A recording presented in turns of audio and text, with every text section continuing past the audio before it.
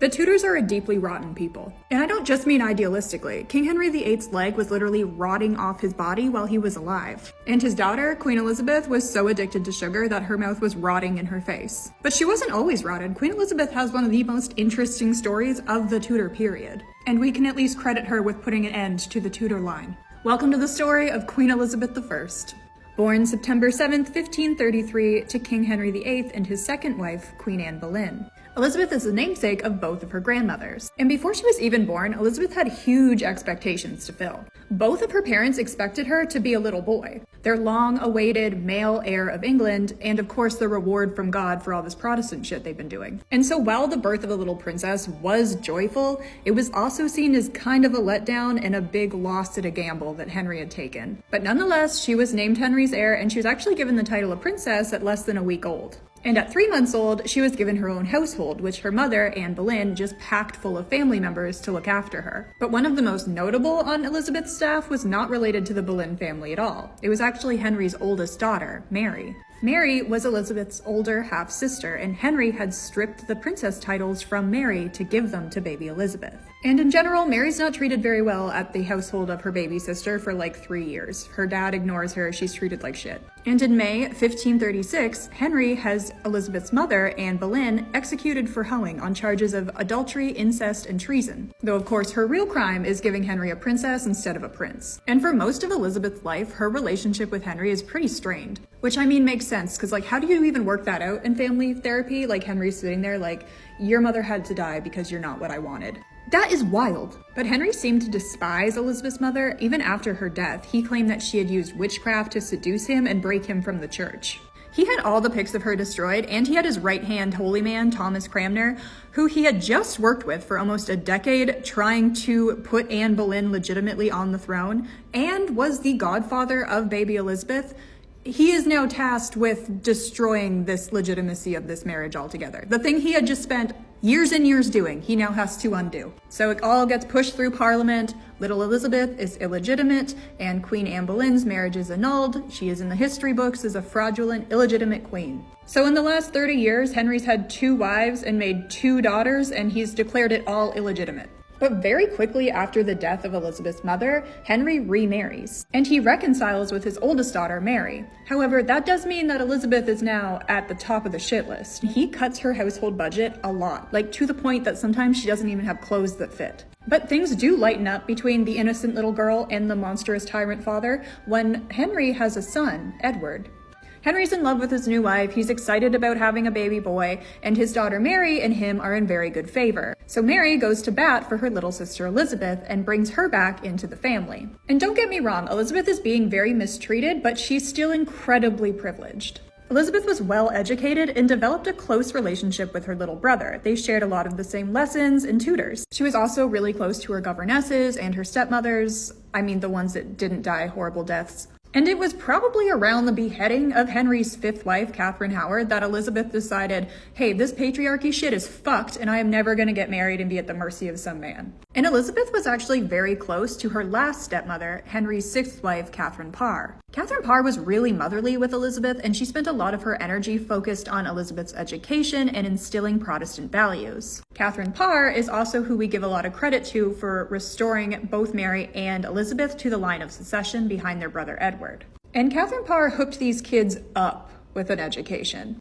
Elizabeth loved academia, and she was a lifelong learner. By the time she died, she could read, write, and translate 10 languages. And as a child, she studied up to 5 languages. She studied grammar, math, dance, logic, and she was extremely academic and privileged with the absolute highest education. And she spoke and wrote so eloquently and beautifully that you can still look up her words to this day, hundreds of years later. And you can see her personality shine through in those words. It's incredible. And when Elizabeth is 13, her father dies, and honestly, she couldn't give less of a fuck about it. Because Henry has never given a shit about Elizabeth ever, and her very existence can be attributed to her mother dying, so Elizabeth is kind of just like, sucks to suck, hope my brother's not too sad about it. But Henry did the right thing in death, and he set his kids up with racks of cash. The kids get money, they get properties, they get the freedom to ball out. Of course, Elizabeth gets the least because she is the last in succession, and also her dad's heart.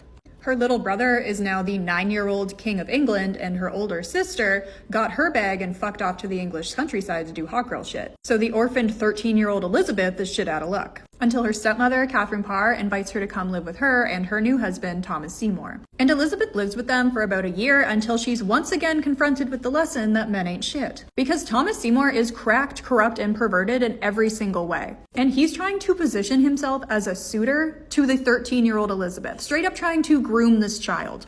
Well, his wife is pregnant, by the way. But Catherine Parr caught him being weird as shit to Elizabeth, and Catherine Parr sends Elizabeth away from the household. There's more about that in the Catherine Parr video if you're interested. And then some shit goes down, and like a year later, Elizabeth is interrogated about Thomas, and Thomas gets beheaded for treason. And listen, Elizabeth is Protestant, and she is close to her brother. However, her brother talking crazy about skipping over her Catholic sister Mary to put Jane Grey on the throne is not sitting right with Elizabeth. And her brother Edward's like, you're not the boss of me though, so I'm gonna do whatever I want. And he concocts a plan to kidnap both his sisters and disinherit them. But one of Mary's supporters tells Elizabeth that her brother's actually dying and that he's got a plan to snatch her. So she throws her weight behind her sister Mary's right to the throne, with of course her being Mary's heir. Queen Mary's story is in the playlist, but it all works out and Mary takes the throne. But Mary starts getting really uncool with Elizabeth. Mary is being Catholic as hell as the queen, and the more she leans into that, the more it is positioning Elizabeth as a Protestant symbol, just like her cousin Jane Grey, amongst the increasingly disappointed Protestants in England. But Elizabeth is not playing into it. She's in her lane, she's moisturized, she's unbothered, she's flourishing, until her wackadoodle sister swaps her crown for a tinfoil hat and starts believing that Elizabeth is conspiring against her. Which of course Elizabeth is like, Mary, mama, what are you talking about? And Queen Mary is like, like mother, like daughter, get your ass in the tower. And Elizabeth is in her jail era. Her and her besties are doing time. And Elizabeth is like, let me try to talk us out of this. So she's writing her eloquent little letters to Mary, being like, hey girl, I'm innocent. I just wanted to reassure and confirm that with you. And eventually she's let out on a royal house arrest.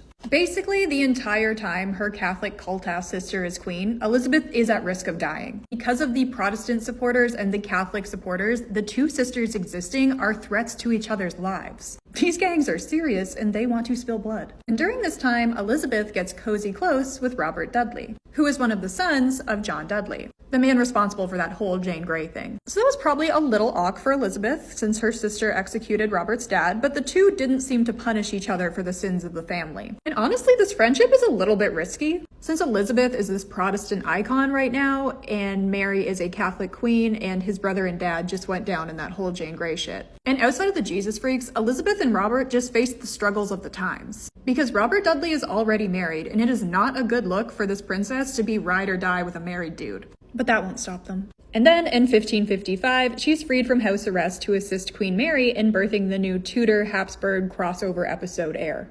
But famously, no baby occurred from Mary's birth confinement, and Elizabeth remained Mary's heir. And it seems like after this really tragic event for Mary, the two sisters got really close. Elizabeth was invited back to court, and she had a lot more freedoms in households that were more befitting to her status for the next few years. Robert Dudley's visits to Elizabeth got more frequent, and the two of them are live, laugh, lovin' together. But a few powerful people in Elizabeth's household do not like Robert Dudley hanging around, since let's not forget his dad and grandfather have both gone down for treason. And then in November 1558, Mary dies, likely of ovarian cancer, and with Elizabeth named as her heir, Mary refused to sign the death warrant her Catholic advisors had drawn up for the Protestant Elizabeth.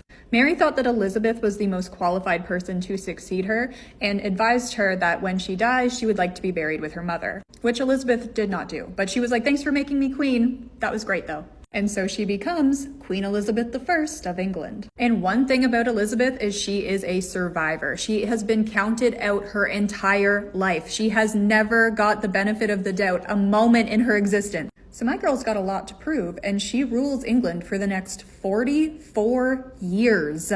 She takes them through the golden age of their economy. She watches the economy crash back down at the end of her reign. There's a lot going on in those 44 years, and I cannot wait to tell you about it in the next one.